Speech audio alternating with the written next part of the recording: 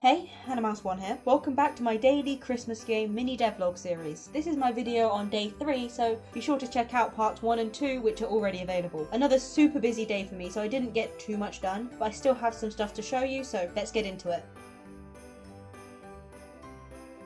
So today I wanted to get to work on the boss fight. I start by getting the boss to appear and get it to have the right costume when in a neutral state. I make it so that in this state the player can hit it. I create a costume for this because it's one of the many that I didn't get done yesterday, and I make it have a short period of invulnerability after being hit. I want one of the boss's attacks to be a ground pound, so I create some costumes for this. There's one where it's gearing up for an attack and one where it's leaping into the air. I start by getting it to switch to the correct costumes. At first I had the spirit go straight into the box on landing, but this was too much of a jolt, so I added in an in-between costume. I create a ring that expands to signify the impact on the ground. This took me a while to get right, and I had to quite significantly adjust the positions of all the costumes to make them center around the box, but I do like how the effect came out. I create a knockback effect on the player if they get too close to the boss when it lands. I make it so that the boss does this move so many times before starting their next attack. The next stage starts with the spirit hiding in its box, so I sort out the costume for that. I then get it to create 3 decoy boxes, so you have to attack the correct box. I managed to get all of these to go to the correct positions, and I have all the boxes open slightly so you get a peek at what's inside. But at this point the ground pound was annoying me slightly, so I went back to that for a bit. I wanted it to move towards the player whilst doing it so it's harder to stand idle while it's happening, and I get it to jump back to the center between attacks, which took a little figuring out, but I got there. Then I make it so that attacking the correct box in the decoy attack state put the spirit into a vulnerable state, so you get a few easy hits in when it's like this. I create a hit costume for when it's in this vulnerable state. I then make it so that hitting the wrong box reverts the spirit straight back into its jumping state, the state where it does the ground pound. I create a cooldown effect on the vulnerable state so the spirit can recover and go back to ground pounding after a few seconds.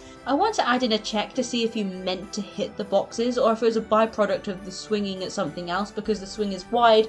If you aim at one box you might accidentally also cross onto another. Ultimately, after trying a few methods, all of which had varying results, I decided that to get an incorrect box to register, you should have to click on it directly. Benefit of the doubt, you know? I want to give the spirit another attack pattern that can be randomly selected instead of decoys. In this, it will spawn some minions for you to fight off, which of course requires me to draw these minions. They are little presents that will chase the player. I get them to spawn in random locations and to follow the player. To improve their movement and to allow them to collide with the walls, I give them basically the same movement code that the regular enemies have, and I make it so that the enemies can hit the player and be hit by the sword, giving them a knockback effect when this happens. And I give these minions the ability to die when their health hits 0. Once all of the enemies are killed, the spirit goes back to ground pounding. And then I create the animation for the boss's death itself, and I'd forgotten to program the damage for the ground pound, so I do that. With that, the boss is mechanically done, so I think I'll call it a day there. I have a dance rehearsal this evening that I need to factor in